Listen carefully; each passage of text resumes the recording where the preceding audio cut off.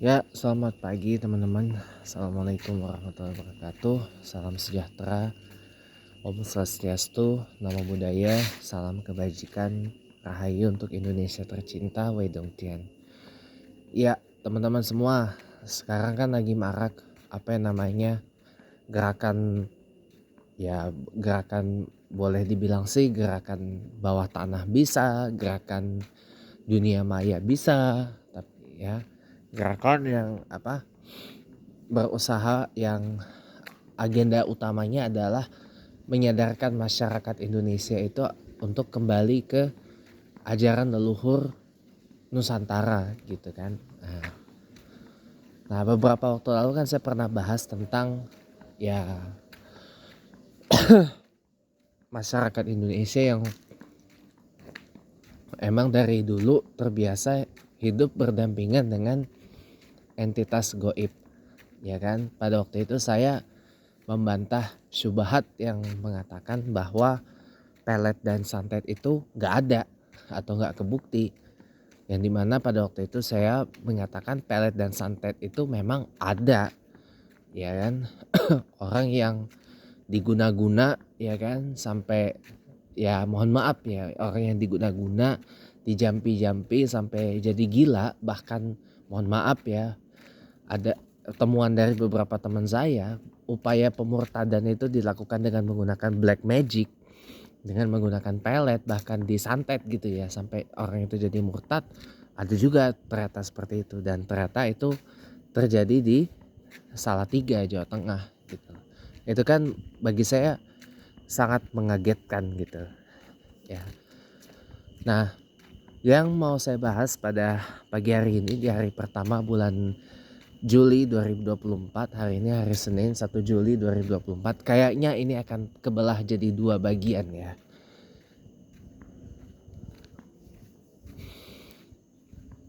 Adalah ini, bagaimana kalau kita mengikuti kajian keislaman dari para alim ulama yang ternyata dia itu adalah Wahabi dan Khawarij. Paket combo nih ya. Dua-duanya sebenarnya sama aja. Kaum Wahabi ini kan pintar membela diri dengan mengatakan Muhammad bin Abdul Wahab itu adalah orang yang mengajarkan Al-Quran dan Ahlussunnah wal Jamaah yang lurus-lurus aja kan gitu. Padahal sebenarnya ya sama aja dengan yang mengajarkan Khawarij itu ya, yang mengajarkan takfiri itu, yang dikit-dikit ngomong, dikit-dikit haram, dikit-dikit kafir, ya kan. Padahal itu mereka memberikan stempel haram itu kan cuman gara-gara nafsunya.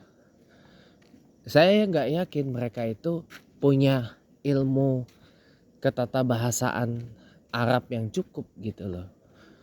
Karena dalam memahami hadis ya perlu memahami kondisi antropologi setempat dan ada asbabul wurudnya. Perlu dipahami kondisi dari perawinya, periwayatnya saat itu. Dan harus tahu dulu redaksi atau matan hadisnya itu seperti apa. Gak bisa main stempel, oh hadis ini pak yang mengharamkan musik pak, ya nenek lu kiper itu namanya. Gak bisa kita main pukul rata begitu, gak bisa teman-teman. Sangat amat gak bisa, percaya sama saya ya. Lalu bagaimana kalau kita kedapatan mengikuti kajian keislaman dari para alim ulama yang Khawarij dan Wahabi di Indonesia ini?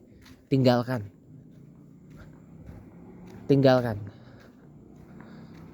dan lebih baik gak usah ya. Gak cocok Wahabi takfiri itu, Khawarij itu gak cocok untuk Indonesia. Mereka ini kan adalah orang-orang yang berusaha ya membuat kita ini hidup itu menjadi datar, menarik kita mundur. Bahkan mohon maaf, pernah ada upaya memutus ya hubungan kita dengan Rasulullah Shallallahu Alaihi Wasallam dengan apa? Rencana busuk mereka menghancurkan makam Nabiullah Muhammad Rasulullah Shallallahu Alaihi Wasallam. Itu kan itu yang terjadi, teman-teman. Itu yang terjadi. Memang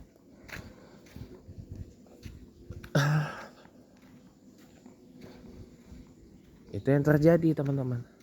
Yang terjadi itu seperti kenapa? Tujuannya adalah untuk memutus hubungan kita dengan leluhur, memutus hubungan kita dengan para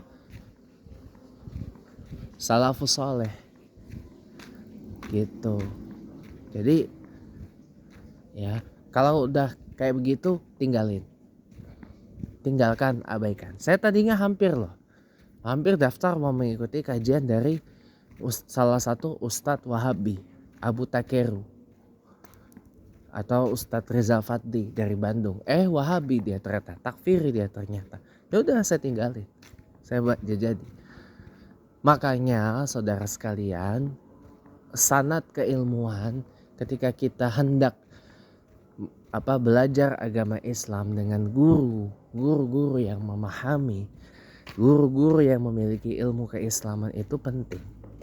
Dan pastikan sanad keilmuannya itu bersambung kepada Nabiullah Muhammad Sallallahu Alaihi Wasallam dari pengarang kitab yang kita pelajari, gitu. Sanad keilmuannya bersambung secara linear kepada si pengarang kitab, pasti dan harus bersambung kepada Nabi Muhammad Sallallahu Alaihi Wasallam. Kenapa? Agar kita tidak nyasar menjadi Wahabi, takfiri, khawarij, yang menjadi asbab lahirnya bibit-bibit para ekstremis, bibit-bibit terorisme, bibit-bibit orang yang narrow minded lah. Pertanyaannya begini kepada si Abu Takeru itu, memang apa salahnya kita menjadi orang yang open minded, orang yang berpemikiran terbuka? Kok sepertinya Anda, saudara Abu Takeru, itu gak menyukai kaum yang open minded, yang berpemikiran terbuka? Seakan-akan kita umat Islam tuh harus berpemikiran tertutup terus. Ini yang membuat umat Islam itu di era sekarang ini gak maju-maju. Kenapa? Karena mempreservasi narrow and close mindedness itu.